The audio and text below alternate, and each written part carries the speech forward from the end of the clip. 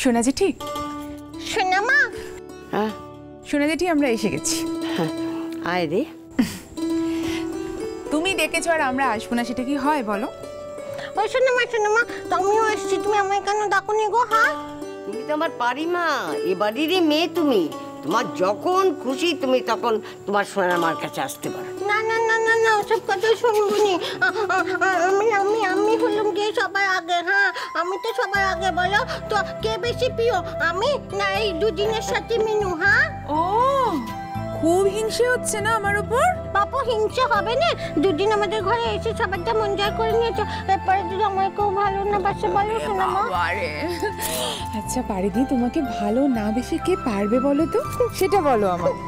শোন মিনু, দেখ তো এই গয়নাগুলোর মধ্যে কোনটা কোনটা তোর পছন্দ? আমার? নিকু ষষ্ঠী, উনি দুদিন পরে বাড়ির ছোট বউ হবেন। আমার সোনা মা তোমাকে গয়না দিয়ে আশীর্বাদ করতে চাইছে। হ্যাঁ সোনা জেঠি, আমার এইসব কিছু চাই না গো।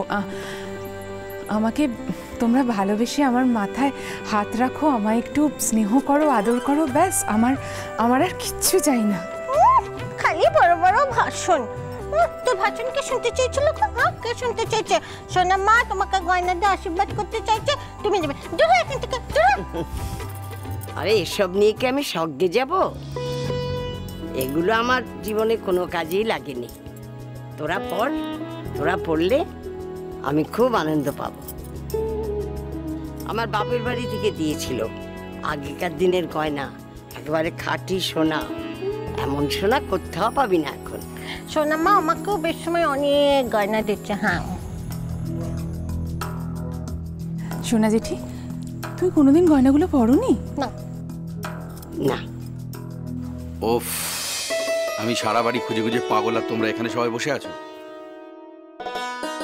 বাবা এখনো বিয়ে হয়নি, এর মধ্যেই বউকে খুঁজে খুঁজে হন্যে হয়ে যাচ্ছিস ভাই। বিয়ের পর তো একদম নজর ছাড়াই করবি নি। দেখিস বাবু, যেটাই করিস একটু রয়ে সয়ে করিস, বেশি বাড়াবাড়ি করিস নেকো। বেশি বাড়াবাড়ি কোনো কিছুতেই ভালো নয়। হ্যাঁ এই রাঙা দিদি একদম ভালো হবে না বলে দিচ্ছি, যা মুখে আসে তাই বলে। বইটাও আনতে বলেছিল, তাই দিতে এলাম। ও পাওয়া গেছে বইটা? দেখি, খুব খুঁজছিলাম এই বইটা।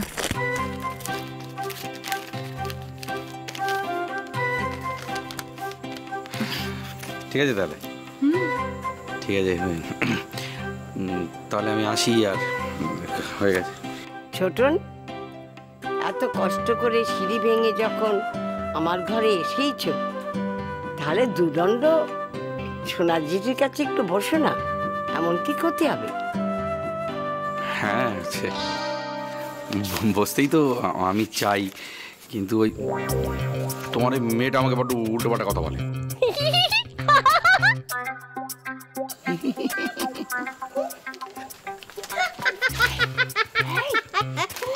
উনি তো এটা বলতেই চান, উনি হলেন ফলের আতা। ফল এখানে আছে, উনি আতার মতো এমন লেগে থাকতে চান। তোর কোনো দোষ নেই লো ভাই, তোর কোনো দোষ নেই। এবারে ছেলেরাই হলো এমন ধারা। হ্যাঁ, আমার বাপকে দেখছিস না কো? হ্যাঁ, আমার নাচনি বুড়ি, আমার মা যেই বাপের বাড়ি গেছে উনি রোজ 50 বার করে ফোন করছে, হ্যালো। হ্যাঁ গো, একদিন ধরে বাপের বাড়িতে পড়ে থাকলে হয়? ঘেটার ছেলে মেয়ে আছে, সংসার ধর্ম আছে, একদিন ধরে থাকলে হয়? কারোর কিছু হচ্ছে না কো, যা হওয়ার ওনারই হচ্ছে। এই জন্য বউকে 50 বার করে ফোন করছে। মনে করে বাড়ি হচ্ছে দুধু ভাত, কিছুই বুঝি না, আমি তো সবই বুঝি। হ্যাঁ, তোমার বর যে তোমাকে ছাড়া চোখে অন্ধকার দেখে, তার বেলা সেটার কি হবে? এ বাবা মিনু, কি ব্যাপার সোনা জেঠি, এত গয়না ছড়িয়ে বসেছো কেন? কোথাও যাবে নাকি? সোনামা তোমার বুকে বেটে গয়না দেবে, ওই জন্য গয়না নিয়ে ছড়িয়ে বসে আছে, বুঝছো? মিনুমা, দেখো তো কোনটা কোনটা তোমার পছন্দ। তুমি যেটা আমাকে হাতে তুলে দেবে সেটাই আমার পছন্দ সোনা জেঠি। কিন্তু গয়নাগুলো এত নতুন কি করে? মানে তুমি খুব একটা বোধহয় পরোনি, মানে আগেও পরোনি কখনো? ভালো কথা বললি মিনু। বিয়ের 3 দিন পর যার স্বামী ঘর ছেড়ে চলে যায়, সে গয়না পরবে, সেজেগুজে ঘুরে বেড়াবে? সোনামা খবরদার বলে দিচ্ছি, এইসব দুঃখের কথা তুমি মোটেও বলবে না কো। হ্যাঁ, এখন আর আমার দুঃখ হয় না পারিমা। তোমরা সুখে আছো এই দেখলে আমি সুখী। আচ্ছা সোনা জেঠি, তারপর কখনো কোনো দিন আর যোগাযোগ হয়নি? না। তাহলে তো তুমি মানুষটাকে ভুলেই গেছো বলতে গেলে। স্বামী এমন একটা কথা না, যার সঙ্গে জীবনের অনেক কিছু জড়িয়ে থাকে। একটা মেয়ের বর্তমান ভবিষ্যৎ সব ওই কথাটার সঙ্গে জড়িয়ে আছে। তোর তো বিয়ে হবে, বুঝতে পারবি। আমারও খুব ইচ্ছে করে জ্যাঠাবাবুকে একবার অন্তত চোখের দেখা দেখি। বেঁচে আছেন কিনা আমি জানি না, তবে মনে হয় তিনি মারা যাননি। প্রত্যেকের জীবনেই একটা গল্প থাকে। সোনা জেঠির জীবনের গল্পটা শুধু অর্ধেক হয়ে রয়ে গেল, বৃত্তটা সম্পূর্ণ হলো না। তাই আমার মনে হয় তিনি আছেন, আর একদিন হঠাৎ সোনা জেঠির সামনে এসে দাঁড়াবেন, আর তিনি যা ভুল করেছেন তার জন্য তিনি ক্ষমা চাইবেন সোনা জেঠির কাছে।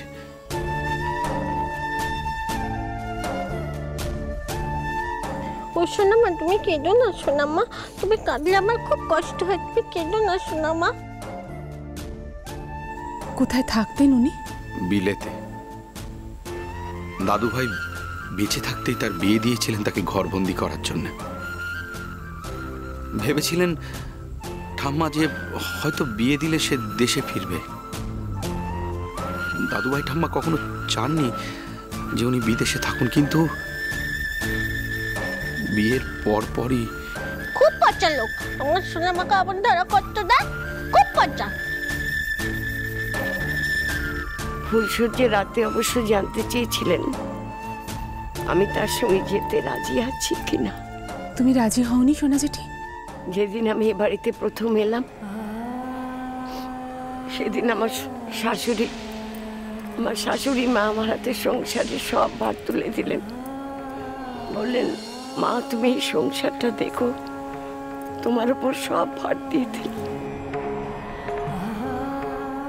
সেই জন্য তুমি তোমার স্বামীকে ছেড়ে? হ্যাঁ রে মা, সেদিন স্বার্থপর হতে পারিনি। আজ মাঝে মাঝে ভাবি সেদিন কি ভালো করেছি না মন্দ করেছি।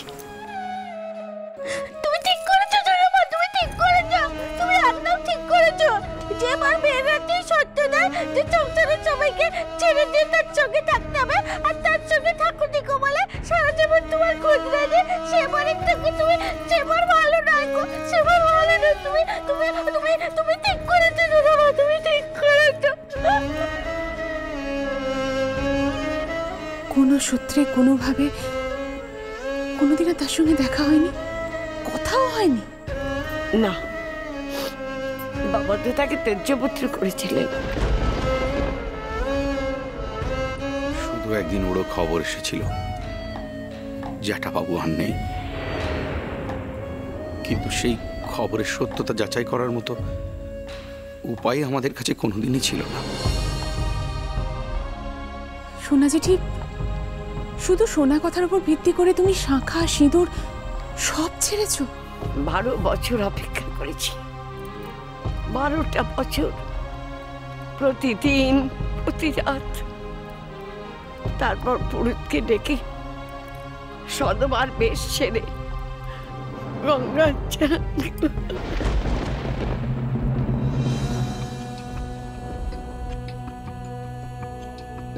ও সোনামা, সোনামা তুমি কেঁদো না সোনামা, তুমি কেঁদো না।